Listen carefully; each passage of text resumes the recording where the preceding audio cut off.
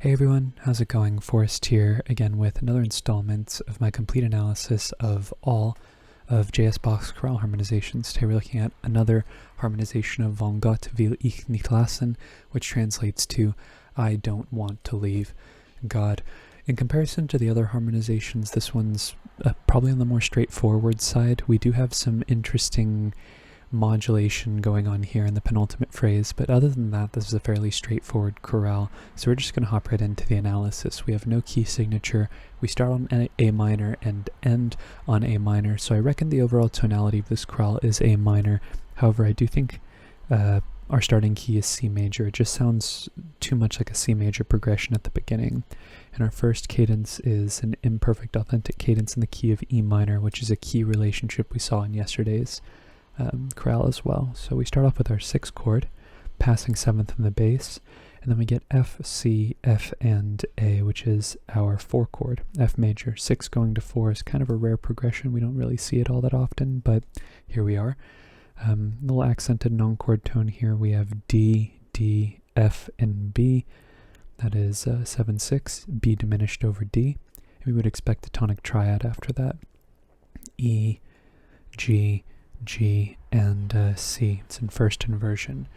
And then we have D major, F sharp, D, A, and D, which is 5, 6 of 5. I think you can make the argument this fragment is like a 4, 5, 1 in the key of G major as well, but I didn't really hear this section too much as a G major progression. Maybe it's because the melody was the tonic and then sort of surrounding the tonic, and this B afterwards kind of felt like it wanted to resolve to C. It really wasn't until we heard the D sharp here that we knew we were moving to the key of E minor. So I'm going to call this G chord our 5 chord, G, D, G, and B, which also happens to be our 3 chord in the key of E minor with a passing tone here in the tenor, which also could potentially contextualize this chord as our tonic in first inversion, E minor over G.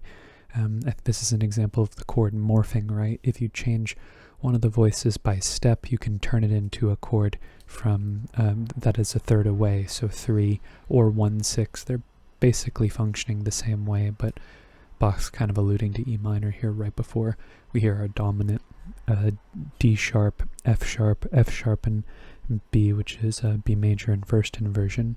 A little delayed passing 7th here in the melody before we get our tonic in root position. Okay, next phrase takes us to the key of A minor. We start off in E minor, I believe, with another E minor chord, no need to reanalyze, passing 7th in the bass, and then we get A minor in first inversion, C, A, E, and A, which is 4, 6 in the key of E minor. It's also our tonic in first inversion in the key of A minor, in my opinion, because we have F natural on the next beat. That's also paired with A, D, and A again, which is our 4 chord in first inversion. Little passing tones here in the bass and the alto before we get D, A, F, and B, which is B minor 7 flat 5 over D. We know that Bach loves 2, 6, 5 chords, especially in cadential context. Again, another third spaced progression, right? Chords that are a third apart are typically rare in comparison to other chord progressions that are usually a fourth or adjacent to one another. So when chord progressions are a third apart, typically speaking, you're going to find some type of buffer tone, at least one in between the chords. And in this case, we have 2. We have E, and we have another E here in the alto, which kind of feels like Bach is injecting a tonic here a little bit, if only, just referentially, just incorporating some part of the tonic going on here, separating the two similarly functioning chords, because 4, 6, or just 4 and 2 in general typically have similar functions, especially in close proximity to it, the cadence. So 4 and 2 being separated by that buffer, those buffer tones, something that I've talked about at length in my videos, something to keep an eye out for when you see progressions that are a third apart. Also here, progression that's a third apart, we have a buffer tone in between them, kind of implying a tonic. Here we have a buffer tone separating 6 and 4. But after our 2, 6 chord, we would expect 5, E, G sharp, E, and B, which is E major in root position. little suspended 7th here that's going to turn into a 4-3 suspension over our tonic here in the final measure of the section. A, C, and E. This B is also an enclosure. The C is the 3rd of our chord here. Okay, moving on to the next phrase, we have an not an imperfect authentic cadence, apologies. We have a half cadence in the key of A minor still, so no modulation. We start off with C major, C, G, E, and E, which is our 3 chord in the key of A minor. Then we get some passing tones in the inner voices that leaves us with C, A, F sharp, and E, which is a passing diminished 6 chord, which is a byproduct of the melodic minor scale. We see that there's melodic minor afoot here in the alto. Really, the inversion doesn't matter too much with these chords that have a static bass. What matters is that the root movement is, if there's something to be gleaned from the root movement, that's typically when I take note of it. So 3, using the cycle of falling fifths, typically wants to go to 6, although it doesn't always go to 6, it just a lot of the times does. But then 6 we would expect to go to 2 or maybe to 7, and in this case it does go to 7, but the 2 is in the bass. B, B, G sharp, and D, which is G sharp diminished over B. B is a chord tone, so we don't have to mark it, and then we have A, E, A, and C, which is our tonic and root position. C is a chord tone, G is a passing 7th, so I'll mark that. And then we get G sharp, D, F natural, and B, which is G sharp fully diminished 7th and root position, 7, 7. B is a chord tone, so we don't have to mark it. And then we get A, C, E, and A, which is our tonic triad and root positions. F sharp here does kind of briefly turn the chord into a 6-6 chord, but I think in the same way that I didn't mark this as an E minor triad, this is more of like a chordal morph, right? I'm talking about, it's kind of like semantics for me, but when only one voice moves, especially an inner voice, I don't think there's enough going on movement-wise to constitute a chord progression. Maybe there's an argument in some cases, but I don't hear this as a 1 going to a 6 going to a 5, even though if you interpreted it literally, that is, I guess, what's happening. I just don't think it imparts too much on the overall harmony. What I do feel like is, depending on what part of the beat you're looking at, the chord is either a 1 chord or a 6 chord, but because the majority of the voices are static, it feels more like voice leading more than like a change of chords, as opposed to this right here. Coincidentally, it's another 6 chord. We have 2 voices moving, which feels like there's enough separation between the chord on the beat and on the end of the beat. So that's typically how I analyze the chords. Sometimes there's room for argument, but I feel like the majority of the time it's pretty set in stone. The phrase ends with a 5 chord, though, as we would expect a half cadence to do. That's the definition of a half cadence. E, B, G sharp, and B. Next phrase, there's a bit of ambivalence here. There's room for argumentation. I feel like this is a half cadence in the key of C major, just like yesterday's chorale, but I think you could also analyze this as an imperfect authentic cadence. It just feels like this B wants to resolve up to C, the same way that this B right here wants to resolve up to C, which was the main reason why I didn't analyze a modulation to G major here. Even though I think in yesterday's chorale there was a mid-phrase modulation to G major here, it all just depends on context, I suppose. And it really, it depends on context and I guess the way that I'm feeling, but there are alternative analyses. It isn't just a correct or an incorrect analysis with a lot of these real-world examples. So anyways, moving into the next phrase, we have another E major chord to start things off, so we don't need to reanalyze. And then we go to A minor, A, E, A, and C, which is our tonic triad and root position. It's also our 6th chord in the key of C major. We then get G, F, B, and D. It's G7, 5, 7. F is a chord tone here, so we don't have to mark it. We would expect this to resolve down by step, but it doesn't. Resolves to C major, sorry, not even C major in root position. No, yeah, it does resolve to C major in root position. I was confused there. C, G, C, and E. C major root position, passing 7th in the alto here. And then we have E, C, A, and E, which is A minor in second inversion, interestingly enough. That would be a 6-6-4 chord with a a neighboring seventh here in the alto and a passing tone in the tenor. That takes us to F sharp, A, and D. And this is really where the area for argument is concerned, right? Because we have F sharp being referenced in two locations. We have it here in the bass and here in the alto. And typically, when you have a dominant occurring over two beats, you're really bringing attention to the chord that it's going to resolve to, right?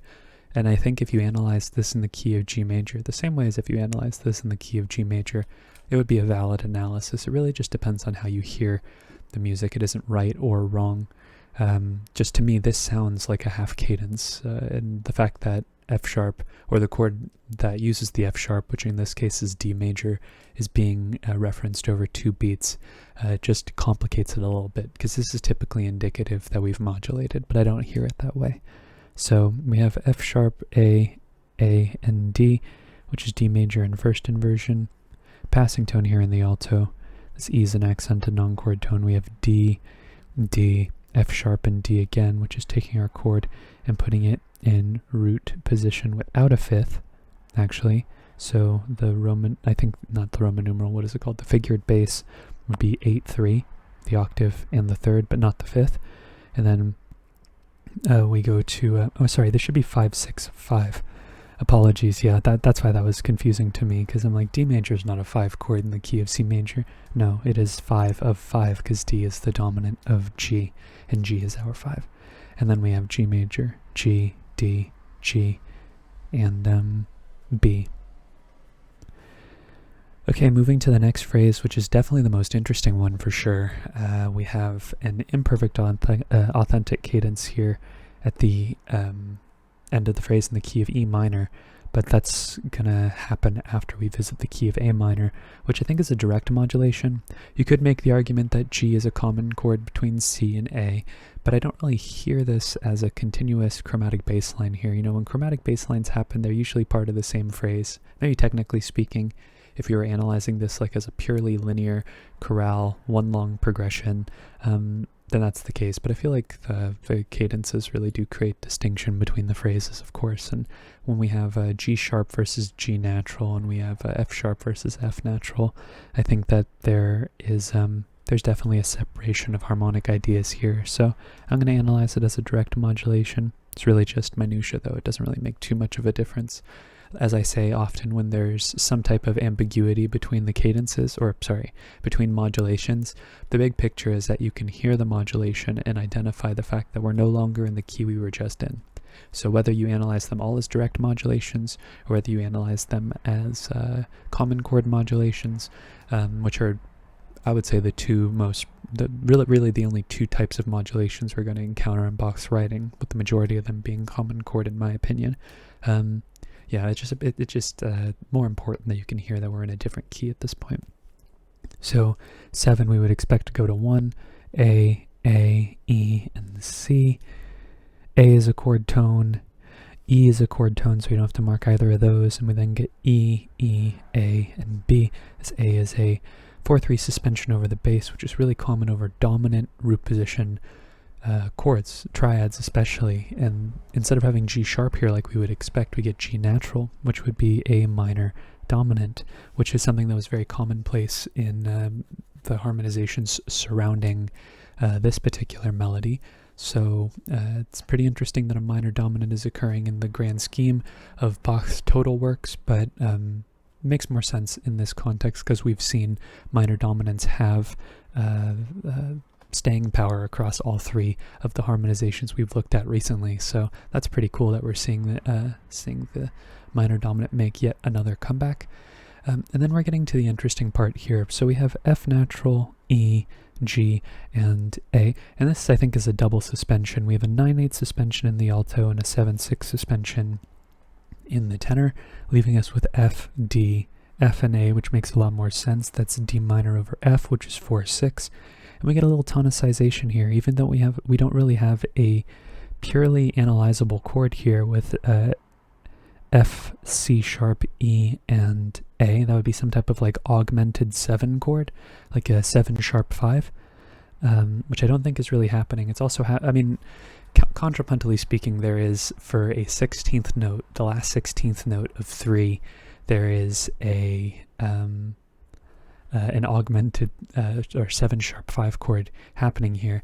I think it's more so important to understand that we have C sharp and E, which feels more like 7 of 1 happening here, or 7 of 4 more specifically, because D minor is operating as our 4. But I think this is just a big sort of D minor idea here. Maybe there's even a slight modulation to D minor here, because we have the tonic, a little dominant reference going on in the counterpoint here, and another tonic happening on the other side. But I really do think that it's just a kind of just a long D minor idea for 2 beats, more than your average tonicization, kind of like what's happening here. In terms of the amount of length that's being spent tonicizing a chord. But moving on to the next beat, we have the same chord really. We have F, D, F, and A, so we don't really need to reanalyze. And then we have some passing tones going on here in the lower voices. We have E, C, F, and A, which is sort of like a passing 6-4-2 chord. Which we would expect to go to 2, interestingly. So you know what, I will mark that. Actually, sorry, I was about to mark that as a modulation, because I'm thinking about how this modulation is working. What this really should be is like this, 6-4-2, F major 7 over E. And we would expect this to go to 2, right? We expect 4-2 chords to resolve down by step, which this is doing, but we also expect 4-2 chords, generally speaking, with less accuracy than resolving down by step. We expect 4-2 chords roots to be a fifth apart going down, so 6 going to 2.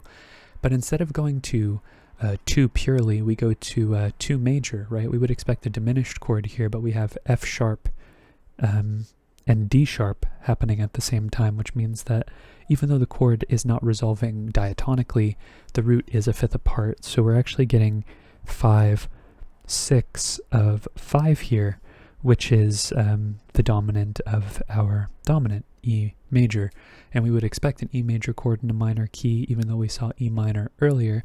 So I feel like at this moment in time, 5, 6 of 5 makes sense. I tend to analyze momentarily speaking, unless there's a compelling reason to use what's going to happen in the future to inform the present. So we would expect 5, 6 of 5 here, which just like the chorale we analyzed 2 days ago, is, I think, the way that Bach is modulating to the key of E minor. Now, I know in some of my earlier analyses I was saying that modulations were happening over modulations. It was much more commonplace for modulations to occur over the secondary dominant, but as I was going back and reanalyzing some of those chorales from my earlier videos, I was finding that it made a little bit more sense to mark the modulation after the secondary dominant in those cases, if the modulation didn't quite make sense before the secondary dominant. But it's definitely valid for a modulation to occur over a secondary dominant. What's happening here is Bach is sort of eliding the idea of A minor with E minor by enclosing this E with F natural and D sharp, which is exactly what Bach did yesterday as well. It just so happens that instead of analyzing over a common chord that was diatonic to both keys before, he's modulating over a secondary dominant, which is much more like how Bach modulated in this area in the chorale 2 days ago, BWV 417. So check out those 2 videos around this area of the analysis to see how the modulations occur.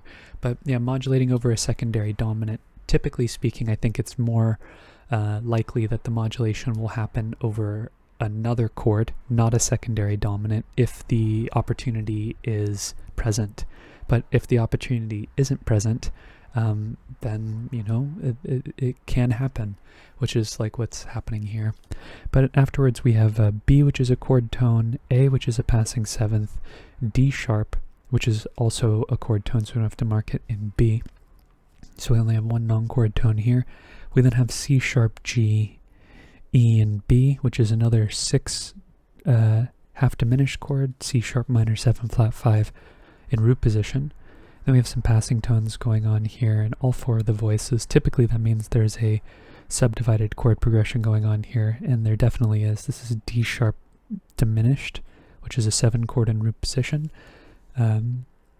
which we then see resolve to our tonic triad in root position, E, E, B, and G. So really what's happening here is we would expect this to resolve to an E minor chord, but instead of resolving to E minor, we see E minor turn into the resolution further down the harmonic line, right? So we see 5 of 5, and we would expect that to resolve to 5, or maybe even a minor dominant, which would then turn into our tonic as a common chord. But no, this just aligns with melodic minor in the key of E rather than in the key of A. So yeah, another modulation using a secondary dominant. Definitely interesting, definitely not common. But that takes us to our final phrase, which takes us to the key of C major, which then modulates to the key of A minor for our final cadence. Sorry, that was hard to say. But similarly to the previous phrase, I think we have a direct modulation leading into it. Something about F natural versus F sharp, and D natural versus D sharp makes this feel like a separate idea. So this is B diminished over D. That's 7/6, D, F, B, and F. That takes us to C major, C, G, C, and E. It's our tonic triad root position. That takes us to our 4 chord, F, A, C, and A, F major. Passing tones in the upper voices, which leave us with F, A, D, and B, which is B minor 7 flat 5 over F, 7, 4, 3. And I think we modulated using a similar scheme in yesterday's chorale as well. We have E, A, E, and C here, where instead of going to our tonic triad and first inversion like we saw, where did we see it? Here, 7/6, or some type of 7/6 chord going to 1/6, or am I confusing it with somewhere else?